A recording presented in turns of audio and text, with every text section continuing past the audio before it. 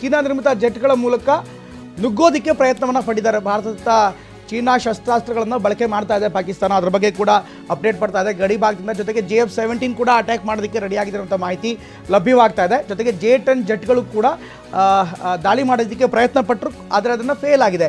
ಇನ್ನು HQ-9 ನಾವು ಸಾಕಷ್ಟು ಮಾತಾಡಿದ್ವಿ. ಚೀನಾದ HQ-9 ಡಿಫೆನ್ಸ್ ಸಿಸ್ಟಮನ್ನು ಯೂಸ್ ಮಾಡ್ತಿದ್ದಾರೆ, ಬಟ್ ಅದರಿಂದ ಯಾವುದೂ ಅಷ್ಟೊಂದು ಎಫೆಕ್ಟಿವ್ ಆಗ್ತಾ ಇಲ್ಲ.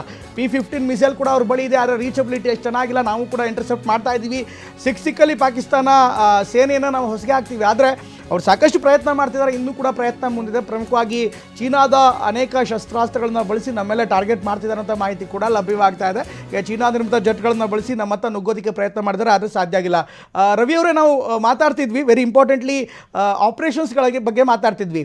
ಒಂದು ನಾವು ಒನ್ ಫ್ರಂಟ್ ವಾರ್ ನಾವು ನೇರವಾಗಿ ಪಾಕಿಸ್ತಾನ ಜೊತೆಗೆ ಮಾಡ್ತಿದ್ದೀವಿ. ಎಟ್ ದ ಸೇಮ್ ಟೈಮ್ ಬೇರೆ ಅಂದರೆ ಇನ್ಫ್ಯಾಕ್ಟ್ ಬಲೂಚನ್ನು ಕೂಡ ನಾವು ಟಾರ್ಗೆಟ್ ಮಾಡಬೇಕಾಗುತ್ತೆ.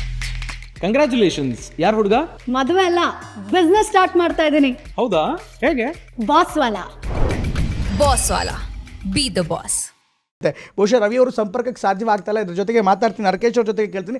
ಅರ್ಕೇಶ್ ಅವರು, ಈಗಾಗಲೇ ಒನ್ ಫ್ರಂಟ್ ವಾರ್ ನಾವು ಈಗಾಗಲೇ ಮಾಡ್ತಾ ಇದ್ದೀವಿ. ನೇರವಾಗಿ ಪಾಕಿಸ್ತಾನ ನಮ್ಮ ಜೊತೆಗೆ ಯುದ್ಧದಲ್ಲಿದೆ. ಅಟ್ ದ ಸೇಮ್ ಟೈಮ್ ಅಲ್ಲೂ ಕೂಡ ಇನ್ ಹೌಸ್ ಅಂದರೆ ಪಾಕಿಸ್ತಾನದ ಒಳಗಡೆ ಬಲೂಚ್ ಕೂಡ ತುಂಬ ಜೋರಾಗಿದ್ದಾರೆ. ಹೀಗಾಗಿ ಬಲೂಚ್ ಏನಾದ್ರು ರೆಬೆಲ್ ಆದರೆ ಆಗ two front war Pakistan face ಮಾಡಬೇಕಾಗತ್ತೆ.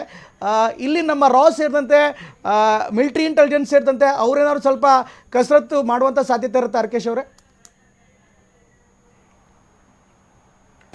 ಖಂಡಿತ ಪಾಕಿಸ್ತಾನ ಇವತ್ತು ಬಹಳ ಸಂದಿಗ್ಧ ಸ್ಥಿತಿ.